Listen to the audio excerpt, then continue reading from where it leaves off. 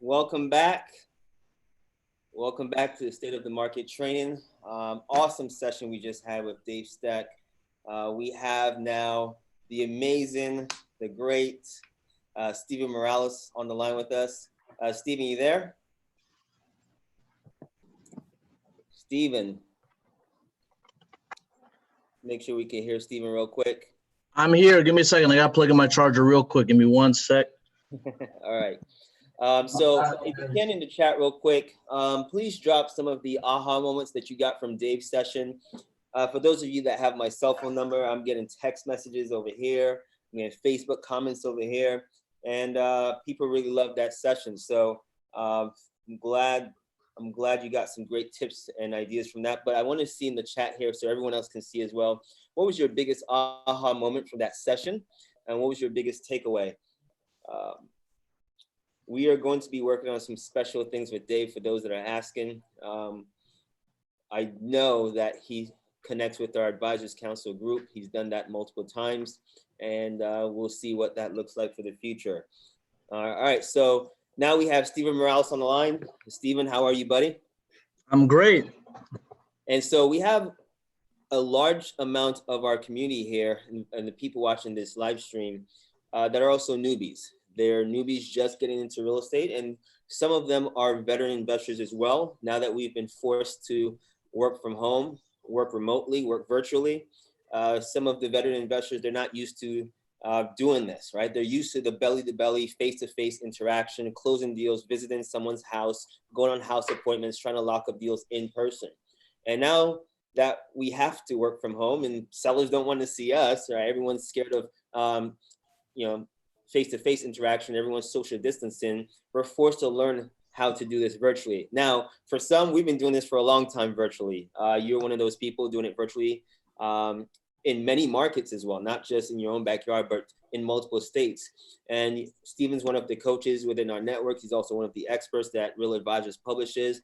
And he's been teaching this for a little over a year now, how to close deals over the phone, how to get sellers to lock up and execute contracts over the phone, how to inspect and do these deals virtually without ever seeing the house, without talking to sellers, without talking to buyers, without having talking to the agents, without doing any of that stuff, being completely removed from the entire process. So he's going to talk about a little bit of that today. He's going to talk mostly on the virtual acquisition side of the training and help some of you. I trust that a lot of you will get some great value from this.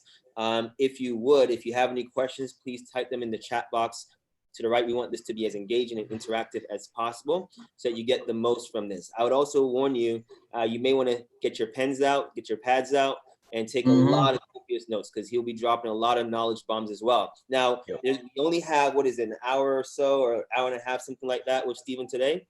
So there's only so much that he can go over in that time frame. And so he does have a program that he'll be offering later on. It's called the Quick Start Accelerator. He'll share more about that, but this is a way where you can go into deeper training with Stephen, showing you how to do this, how to set all this stuff. It's a 4-week program, step by step, with weekly training, 3 sessions a week, going deeper in how to set this up, especially for those getting started. So if you're interested in that, please reach out to your team member, the one that has been chatting with you since yesterday, to get more details on that. And Stephen will share more about it later on as well. So Stephen, without further ado, man, take it away. It's all yours. Awesome, guys. I'm glad you made the investment to come here. You know, we had great information from all the speakers so far. Dave dropped a lot of knowledge. Great guy. Awesome. So as you guys can see throughout this whole pandemic, a lot of people don't want to do face-to-face, right? They don't want to meet face-to-face. It's crucial that you master the skill of closing deals over the phone, whether it's you or you delegate it or you have a scaled business, whatever the case may be. It is essential. You save a lot more time, you save a lot more headaches. So let me pull this up here. And I want to talk about 6 steps of contracting leads over the phone. Okay. Can you guys see my screen? Show my screen? Yep, I can see it. Awesome. All right. So 6 steps of contracting leads over the phone. And I'm going to go a lot more in depth as to how it's set up. I'm going to talk about the acquisition script, why it's set up that way, closing techniques, tips, and strategies. So get your notepads out because I'm going to be dropping a lot of knowledge. Okay. So let's move forward here. Inbound lead 6-step process. Number 1 is pre-qualify and qualify the seller, because a lot of the time you're going to be speaking with a lot of people that you're just wasting your time with. So something that I love to do is spending the right time of the right amount of time with the right people on the phone. Because if you have yourself, or you have an acquisitions guy going through the script and they are just trying to make a deal out of somebody that's not really motivated, they're wasting your time. You want to make sure that you spend the right amount of time with the right leads. I know. So somebody mentioned it, one of the previous speakers, that the best leads to go after are the ones you actually spoke to. I'll be talking about follow-up towards the end, but just make sure you're talking to the right people, because as you're talking to people, they're going to say, I'm not really looking to sell unless it's the right price. And sometimes people are going to say, depends on the price, or I'm not looking to sell at all. I just want to see what my house is worth. Somebody that says, I'm not looking to sell unless I get the right price. A lot of people mistake those leads for people that aren't really interested. The thing is, you don't know what the right price is until you go through the script. Now, somebody that says, I'm not really looking to sell unless, you can give me the right price, go with them. But if somebody says, I'm not really looking to sell, just want to see what my house is worth, or want to see what your offer is, you can go through the whole script with that kind of person and they still won't pull the trigger. You're going to talk to people that you can give them exactly what they're asking for and they still won't move forward. Okay. So, you don't want to, imagine if you met face-to-face with those people, set an appointment. It's really going to be a waste of time driving there back and forth, haggling, right? But these are the kind of leads you can pre-qualify right away, right over the phone. Okay. So spending the right amount of time on the right leads is crucial. That's the first step. Okay. The second step is running quick MLS comps. I can make an offer on any house in 7 minutes or less. And really, how do I do that? What I really look at is, what are the end buyers looking for? Right now, some cash buyers, they're still closing deals. Deals are still being done. But what I really care about is, what are the cash buyers buying for? Because a lot of wholesalers starting out, they're so used to the 70% minus repairs, minus wholesale fee and all that stuff. I simply just look at what the end buyers are buying for, and I want to make a minimum of $10,000. So if I'm looking at a property, the ARV is 300,000, investors are buying at 160, my max offer is going to be 150 based upon what the end buyers are looking at. That's what I've been doing for the past 5 years. Starting out, I tried the 70% thing, but at the end of the day, it's just really what are end buyers looking at. And nowadays, you want to be a little bit more conservative with your numbers, okay? Especially some cash buyers are being a little bit more conservative with their timeline, their construction costs, all that stuff. So make sure you leave enough meat on the bone while trying to make at least a minimum of $10,000, but running quick MLS comps. Okay. Give an offer range. You know what's funny is I never give an offer.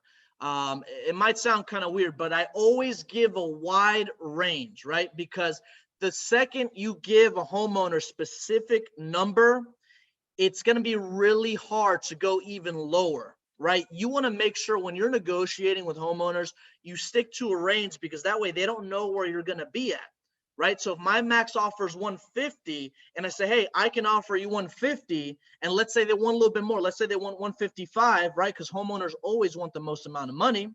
Then your deal just went from 10,000 to 5,000, okay? And if you gave a range, by the way, when you give a range, you want to make sure whenever you might want to write this down. Whenever you're giving a homeowner range, your max offer, that top number of the range, has to be at least $5,000 to $10,000 underneath your real max offer, right? That's how you want to make cushion when giving offers.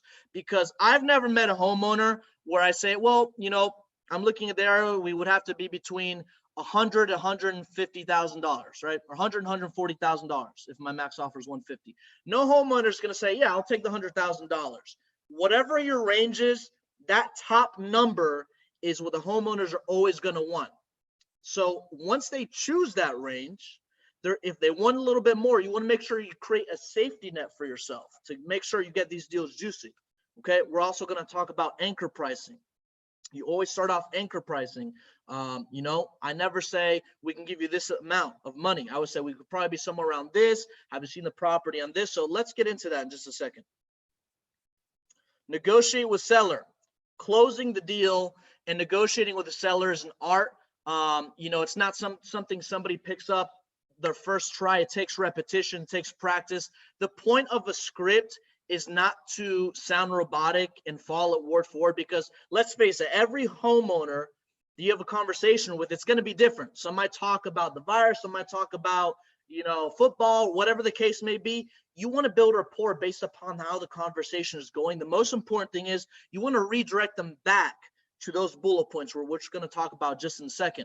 But when negotiating, the best way to negotiate with a homeowner is facts, right? So if I'm making an offer, I have to justify why I'm at that number. I just can't come up with a random number. It has to be backed up by facts, which are actual addresses, while I'm running comps, right? So, hey, Mr. Smith, are you familiar with Main Street?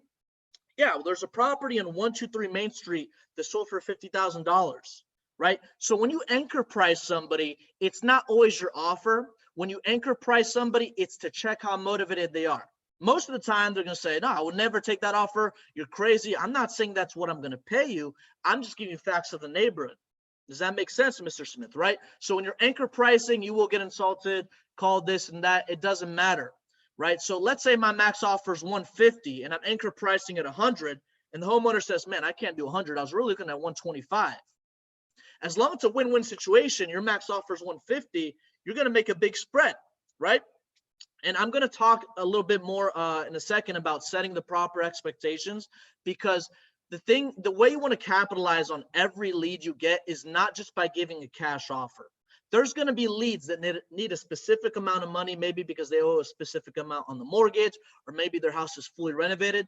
These are leads that, you know, an average wholesaler is just going to toss out the window. How do you capitalize on those? Is by leveraging an agent to give the leads to, and maybe you can profit share or split it however you want, but you want to capitalize on every lead you have, right? So when negotiating, there's a lot of exit strategies you can do, but you want to make sure you capitalize on every lead. The best leads you have right now are the leads you've spoken to, okay?